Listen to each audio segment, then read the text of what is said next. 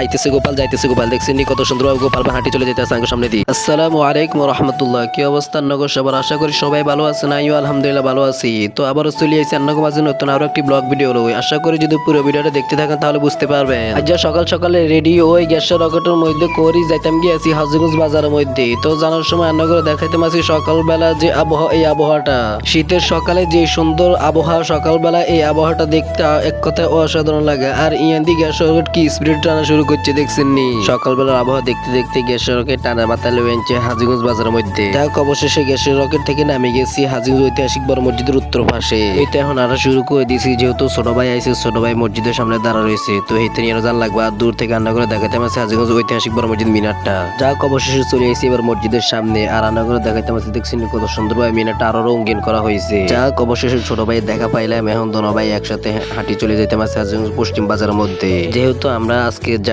Dhaka Jamuna future পার্কে, সেহেতু এখন আমাদের কাজ হচ্ছে আগে বাস কাউন্টার মধ্যে যাওয়া লাগবো। যাক অবশেষে বাস কাউন্টার মধ্যে যাওয়ার পর দেখলাম প্রথম টিপ আল আরফা বাস। এই কারণে আল আরফা বাসের মধ্যে দ্রুতভাবে দোনো ভাই উঠে গেলাম। উঠার পর তো একটু সামনে যাওয়ার পর যে কাহিনী দেখলাম, দেখছেন নি এই মামাটা কিভাবে ঘুমাইতেছে। কি শান্তির ঘুম রে। যাক এসব কাহিনী দেখতে দেখতে অবশেষে আমরা চলে আসলাম সাইদাবাদ আসি একটা রিক্সা লইলাম। যাক রিক্সার মধ্যে দোনো ভাই মিলে উঠলাম। উড়ি এখন আমরা সুন্দরভাবে জামগার নয়া পল্টন, এই কারণে নয়া পল্টন যাইতেছি। আর যাওয়ার সময় ফিলার মধ্যে কত সুন্দরভাবে আর্ট দেখতে পাইলাম। যে সুন্দর সুন্দর দৃশ্যগুলো এঁকেছে আসলে এক কথা খুবই সুন্দর দেখা যায়।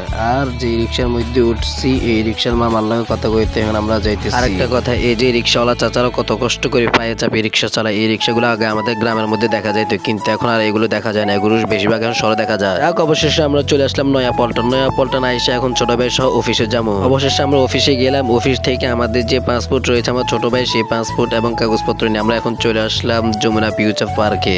আসলে যমুনা ফিউচার পার্কে আসার পর তো এক কথায় অবাক হয়ে গেলাম, এত বড় বিশাল পার্ক। আর যেহেতু আজকে বুধবার ছিল সেহেতু মার্কেটটাও বন্ধ ছিল। আর আমাদের জন্য কাজটা সহজ হয়ে গেল, যেহেতু যদি মার্কেট খোলা থাকতো তাহলে আর কোনো কিছু পাওয়া যাইতো না।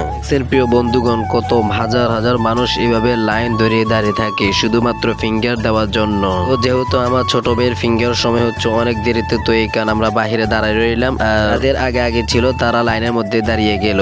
এভাবে প্রতিদিন অনেক মানুষ এখানে আসে শুধুমাত্র ফিঙ্গার দেওয়ার জন্য। কেউ বা গ্রাম থেকে আবার কেউ বা শহর থেকে এখানে আসে। তো সবাই সিরিয়ালের মধ্যে এভাবে দাঁড়িয়ে থাকে এবং সিরিয়াল মেনটেন করে চলে যায়। অবশেষে আমার ছোট ভাইটাও লাইনের মধ্যে দাঁড়িয়ে গেছে। আর এই সময় এখন কি করে একলা একলা, এই কারণে একটু হাঁটাহাঁটি করলাম। আর যুগান্তর টিভি এবং যমুনা টিভির অফিসটাও দেখলাম বাইরে থেকে। আসলে কি বলবো, ওখানকার পরিবেশ এক কথায় খুব সুন্দর দেখা যায়। আর ভিডিও করতে করতে দেখলাম উপর দিয়ে যেন কি যেন যাইতেছে, যে কত সুন্দর ভাবে বড় একটা বিমান যাইতে আছে। ও আর কি হেঁটে এইভাবে লাইনে ধরে ধরে আস্তে আস্তে ভিতরে গেছি কি ফিঙ্গার দেওয়ার জন্য।